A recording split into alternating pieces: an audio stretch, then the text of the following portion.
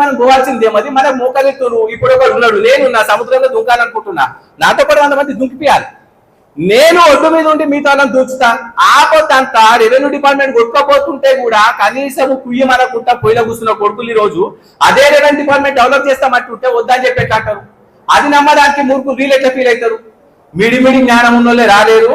ఈ రోజు కొందరు అనుకుంటారు ఏదో పగడి పిచ్చగాళ్ళే కాడ మీటింగ్ పెట్టుకున్నారు, వాళ్ళు ఏదో పట్టుమని 10 మంది రాలేరు, ఆ వచ్చిన దాంట్లో 10 మంది మనోళ్ళు చెప్పారు, వాళ్ళు బయట తిరుగుతున్నారు. వాళ్ళకు అపోజిట్ వాళ్ళకు మనము అవకాశం కాకూడదు.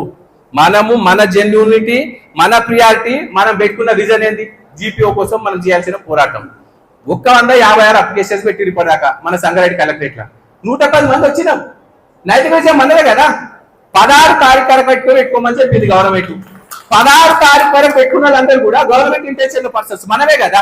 యాజ్ ఏ గవర్నమెంట్ ఇచ్చిన ఆర్డర్ మేము పాటిస్తాం సార్, మేము వస్తాం, మేము తీసుమార్కాలం, మేము వస్తామని మనం చెప్పిన వేదానికి భయపడకుండా.